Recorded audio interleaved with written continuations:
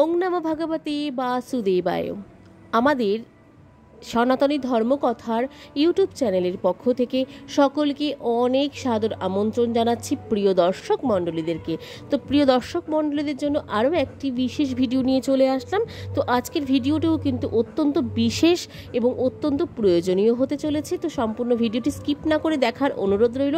এবং আমাদের এই সনাতনী ধর্মকথা ইউটিউব চ্যানেলের পক্ষ থেকে ভিডিওগুলো কিন্তু হয়ে থাকবে সর্বত্র তিথিকে কেন্দ্র করে, এর সাথে সাথে যত রকম ধরনের পুজোর বিষয়বস্তুকে কেন্দ্র করে এবং শ্রীকৃষ্ণ ভগবান শ্রীকৃষ্ণের অমৃত কথাকে এবং গীতার বাণীর কিছু অমৃত কথাকে কেন্দ্র করে। তো চলুন, আজকের ভিডিওর বিষয়বস্তুটি কিন্তু রয়েছে ন্যাড়াপোড়াকে কেন্দ্র করে, সেটিই থাকছে এবং সেটিই বলতে চলেছি।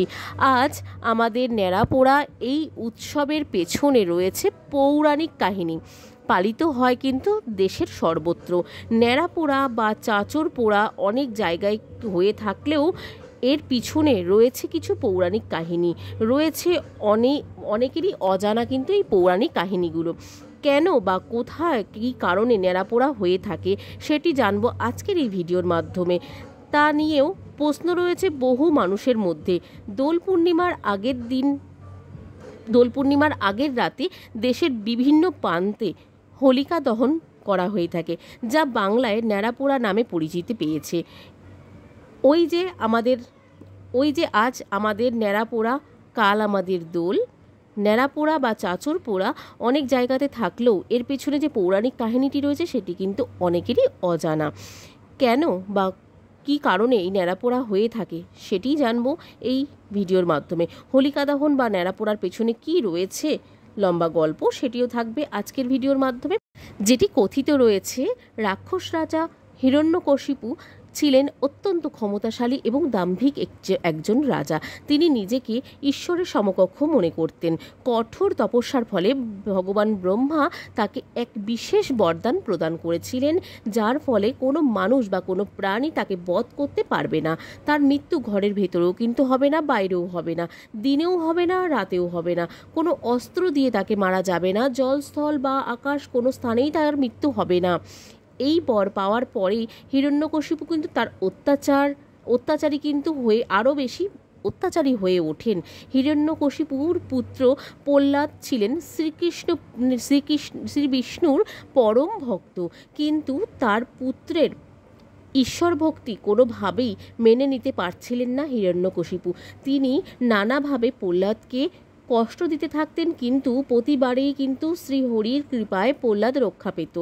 অবশেষে তিনি প্রহ্লাদকে আগুনে পুড়িয়ে মারার পরিকল্পনা করেন। এই ষড়যন্ত্রে সাহায্য করে থাকেন কিন্তু তার বোন হোলিকা। হোলিকার কাছে ছিল একটি জাদুকরি গায়ে দেওয়ার শাল, যা ভগবান ব্রহ্মার আশীর্বাদে তাকে আগুন থেকে রক্ষা করতে পারত। পরিকল্পনা অনুযায়ী হোলিকা প্রহ্লাদকে কোলে নিয়ে আগুনে ধারণ করেছিলেন এবং প্রহ্লাদ পুড়ে যাবে সেটাই কিন্তু ধারণা করেছিলেন। কিন্তু হোলিকার ওই শালটির জন্য কিছুই হবে না, যেটি হোলিকা ভেবেছিলেন ঘটে যায় কিন্তু ঠিক উল্টোটাই। আগুনের মধ্যে প্রবেশ করা মাত্রই শালটি হোলিকার শরীর থেকে উড়ে গিয়ে প্রহ্লাদের গায়ে পড়ে, ফলে হোলিকা আগুনে পুড়ে ছাই হয়ে যায়। কিন্তু ভক্ত প্রহ্লাদ শ্রী বিষ্ণুর কৃপায় সম্পূর্ণ অক্ষত থাকেন বলে কিন্তু পৌরাণিক অনুসারে কিন্তু মনে করা হয়ে থাকে। এই ঘটনা থেকেই নাকি অশুভ শক্তির বিনাশ এবং শুভ শক্তির বিজয়ের প্রতীক হিসেবে হোলিকা দহন কথাটি এবং প্রথাটিও শুরু করা হয়েছে। বিশ্বাস করা হয়ে থাকে পাঞ্জাবের মুলতান অঞ্চলে প্রহ্লাদপুরী মন্দিরে প্রথম হোলিকা দহন উদযাপিত হয়েছিল। কিছু বিশেষ অঞ্চলে সবর উপজাতির চাঁচর পোড়ানোর মাধ্যমে কিন্তু এই উৎসবের সামিল হতে থাকেন প্রচুর ভক্ত সমাগম। এবং হোলিকা দহন মূলত অশুভ শক্তির বিনাশ এবং শুভ শক্তির উদয়ের প্রতীক। তাই ভিন্ন নামে হলেও দেশের সর্বত্রই এই রীতি ধর্মীয় নিষ্ঠা ও উৎসাহের সঙ্গেই পালিত করা হয়ে থাকে বলেই মনে করা হয় এই হোলিকা দহন বা ন্যাড়াপোড়া। এটিই ছিল এই পৌরাণিক কাহিনী এবং এটিই ছিল এর অজানা কিছু তথ্য।